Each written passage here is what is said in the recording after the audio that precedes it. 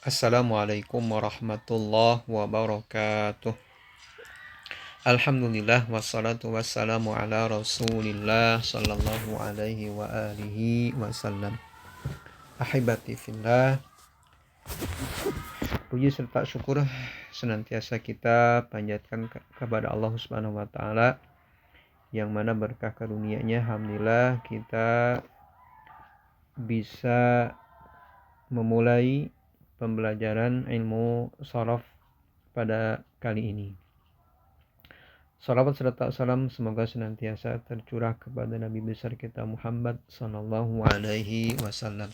Ahibati fillah, kita mulai pembelajaran sharaf untuk pemula ini.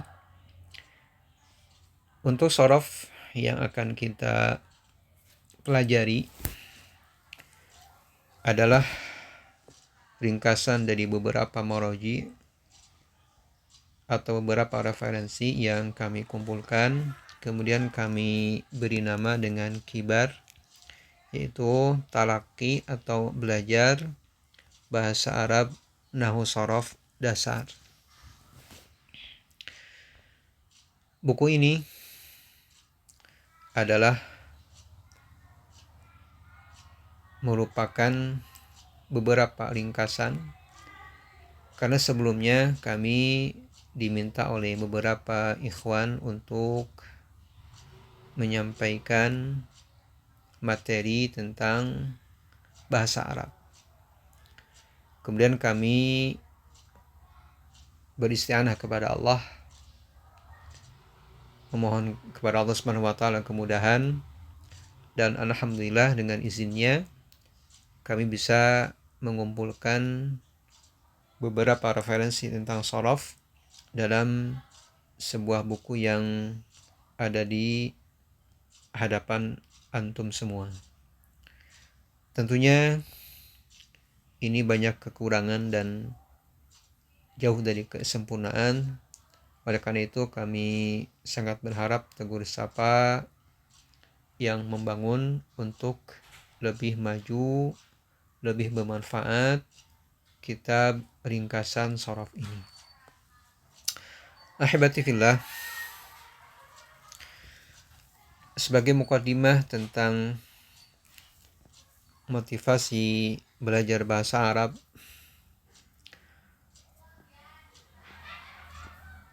mari kita perhatikan perkataan sahabat yang mulia Umar Ibnul Khattab radhiyallahu anhu wa radha, yang ia mengatakan, ta'allamul arabiyyata fa innaha min dinikum. Pelajarilah bahasa Arab karena sungguhnya bahasa Arab itu merupakan bagian dari agama kalian. Oleh karena itu, kita sebagai umat Islam yang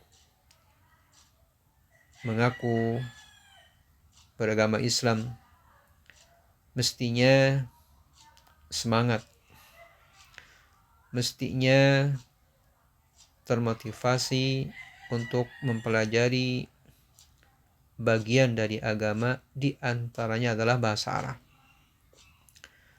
Kenapa? Karena dengan bahasa Arab ini kita akan mengetahui lebih mendalam tentang khazanah Islam, yang mana Al-Quran dan As-Sunnah semuanya adalah dengan bahasa Arab. Walaupun dengan zaman sekarang teknologi canggih, kita bisa mengaksesnya dengan bahasa terjemah. Bahkan lebih canggih dari itu, kita mungkin bisa menggunakan kemajuan zaman, cukup dengan misalnya Google Lens, atau mungkin kita memasukkan ke chat GPT, itu langsung muncul terjemahannya.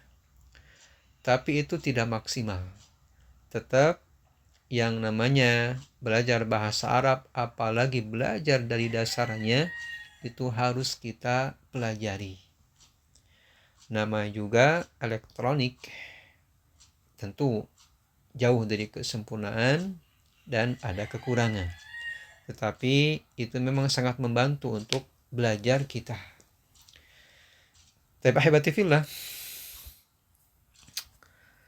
dan kita ingin bahasa Arab yang kita pelajari, minimalnya kita memahami bacaan sholat. Sholat dengan arti bahasa adalah doa. Kenapa dinamakan doa? Karena isinya dari awal sampai akhir adalah doa. Maka kita ingin bermunajat kepada Allah khususnya dalam sholat penuh dengan kekhusyuan, penuh dengan kefokusan, mentadaburi bacaan.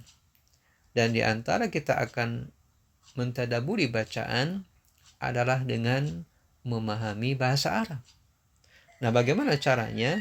Di antaranya kita harus mempelajari bahasa Al-Quran tersebut, yaitu bahasa Arab. Semoga Allah Subhanahu wa taala memudahkan kita dalam mempelajari, memahami dan mengamalkan ilmu yang mulia ini. Ahibati fillah, kita memulai ilmu sharaf. Sebelum masuk ke muqaddimah ilmu sharaf, perlu diketahui bahwa belajar bahasa Arab itu ada dua metode. Metode mempelajari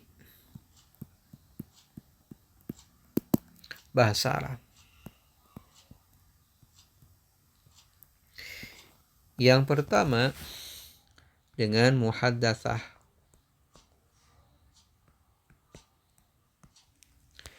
atau percakapan. Dan ini positifnya, ini gampang. Jadi kita ingin berbicara bahasa Arab, maka kita harus menghafal vocab, kosakata. Kemudian kita jangan malu untuk mengucapkannya. Jangan malu salah, jangan malu ditertawakan. Dan itu jalan untuk mudah memahami bahasa Arab percakapan. Yang kedua adalah dengan bahasa Arab grammar atau tata bahasa Arab. Nah, untuk grammar ini atau tata bahasa Arab ini, positifnya kita akan bisa membaca, akan terjaga lisan kita tatkala mengucapkan bahasa Arab. Dan negatifnya kita untuk muhadatsah, untuk percakapan itu pasif. Kenapa? Karena kita jarang untuk mempraktekannya terkecuali baca. Nah, untuk grammar ini atau tata bahasa dibagi dua. Ada nahwu, ada sorof. Ini mungkin untuk dasar. Ya, walaupun banyak cabangnya, cuman kita untuk pemula mencukupkan diri untuk mempelajari nahwu dan sorof terlebih dahulu. Nah, apa itu sorof? Sorof ini adalah ilmu yang mempelajari perubahan satu huruf ke berikutnya.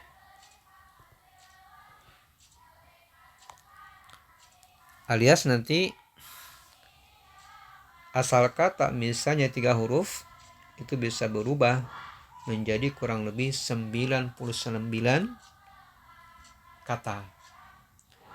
Oleh karena itu, bahwa seseorang yang udah paham bahasa Arab berarti dia udah banyak menguasai kosakata bahasa Arab. Dan ini menghemat waktu, menghemat tulisan, menghafal kosakata bahasa Arab. Yang kedua, ilmu nahwu. Ilmu nahwu ini ilmu yang mempelajari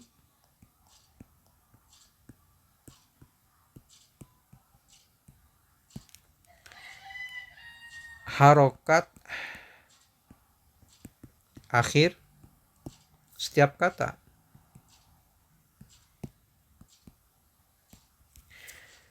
Kita tahu bahwa harokat dalam bahasa Arab itu ada 4. Terkadang dhamma atau dhammatan, fathah atau fathatan, kasrah atau kasratan, dan sukun. Nah, kapan harokat kata dibaca dhamma, dibaca fathah, dibaca kasrah atau sukun, itu dipelajari dalam ilmu nahwu.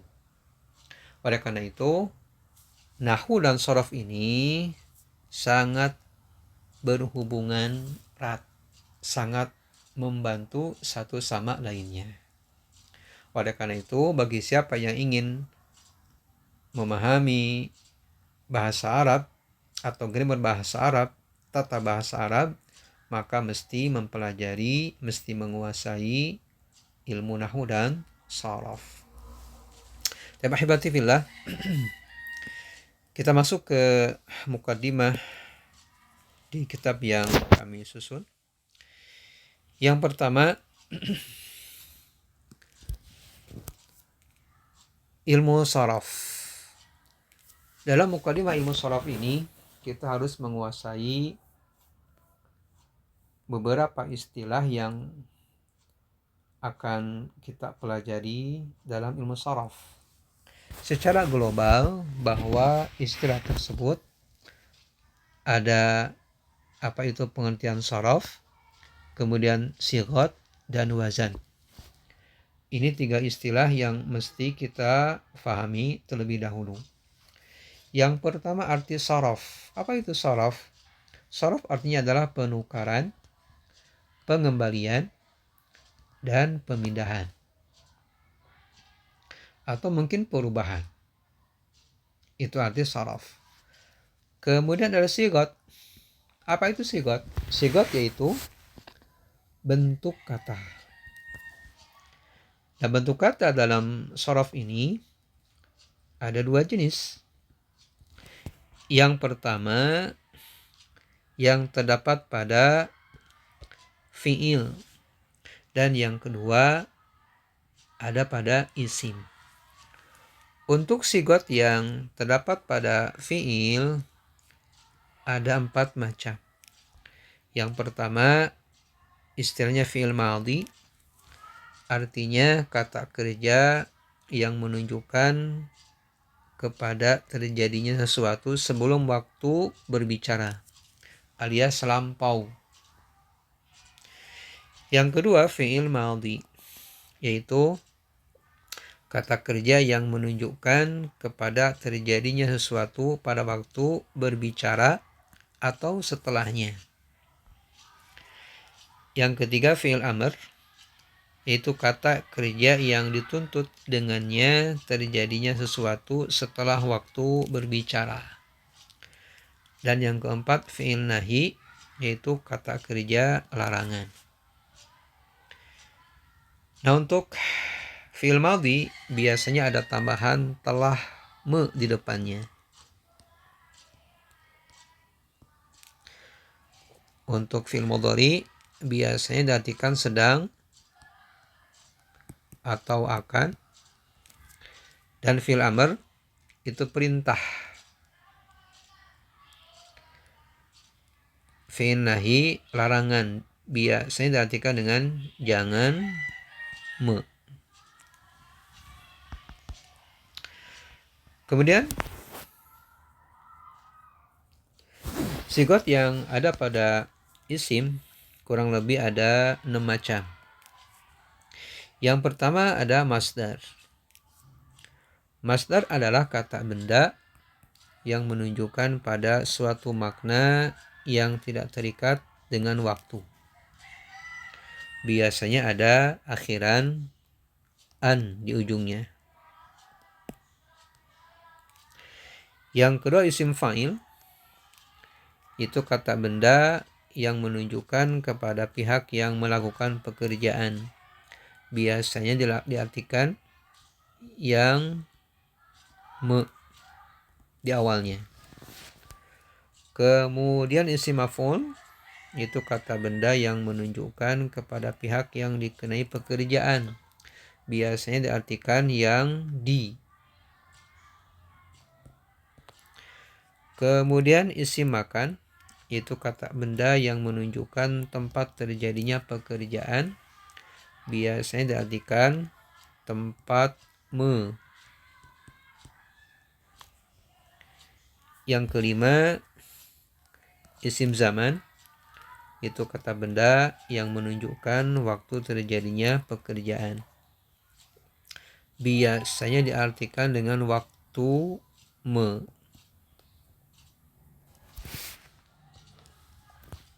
Terakhir adalah isim alat. Nah, isim alat ini itu kata benda yang menunjukkan perangkat terjadinya pekerjaan. Biasanya diartikan dengan alat me. Tapi ahibati fillah, itu dua istilah yang mesti kita pahami dalam ilmu sharaf. Terakhir yang ketiga adalah wazan. Wazan artinya timbangan kata. Maksudnya bahwa semua perubahan dalam sigot, baik fi'il madhi atau pada fi'il atau pada isim, semua mesti mengikuti wazannya.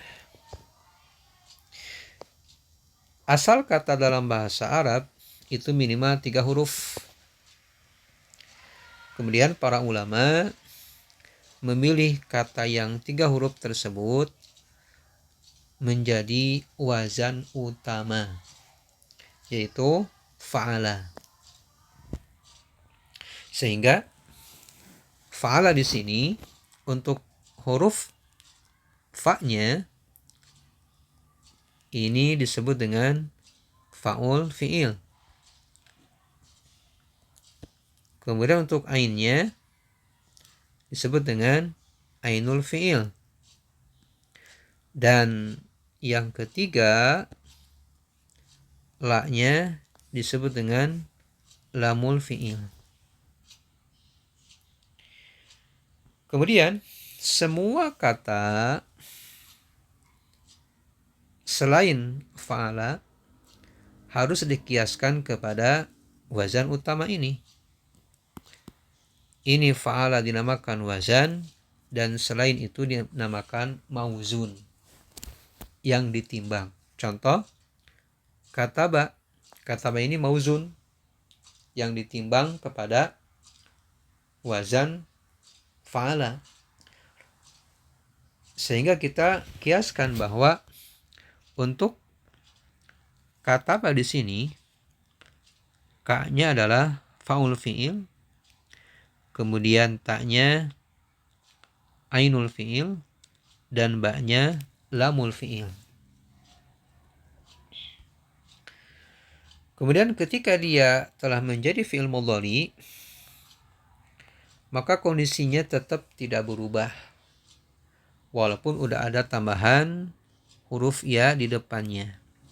Ini yang dinamakan dengan ya mudhara'ah, alias pertanda bahwa fi'ilnya itu fi'il mudhari'.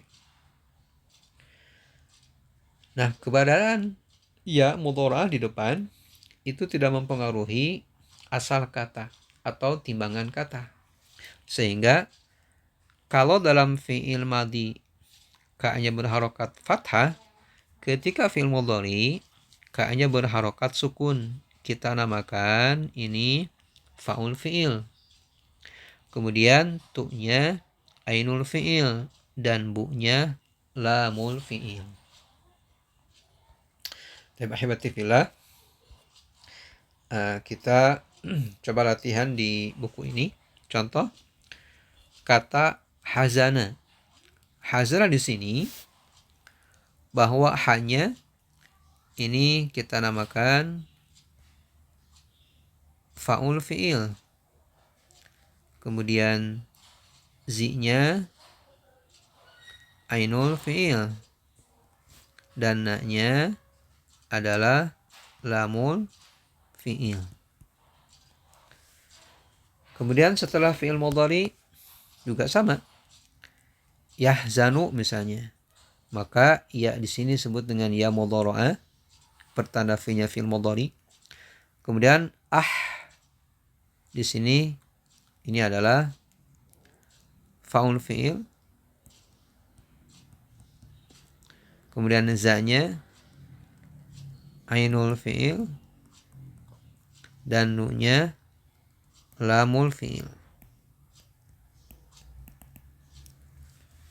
Dan seterusnya. Tapi ahibati fillah. Nah, kita praktek ke kamus yang mungkin kita praktekkan di sini, kamus yaitu kamus Al-Munawwir. Nah, dalam kamus Al-Munawwir di sini suka ada bintang. Nah, bintang ini pertanda bahwa ini adalah menunjukkan kata dasar. Contohnya di sini bataro. Untuk fi'il mudhari'nya di sini ada strip kemudian dhammah. Ini pertanda bahwa fi'il mudhari'nya dibaca madhumah atau ainul fi'ilnya berharokat dhammah. Contoh di sini bataro, ba-nya adalah faul fi'il. Kemudian ta-nya ainul fi'il dan ro-nya lamul fi'il. Nah, ketika dia menjadi fi'il mudhari, kita tambahkan ya mudhari'ah sehingga menjadi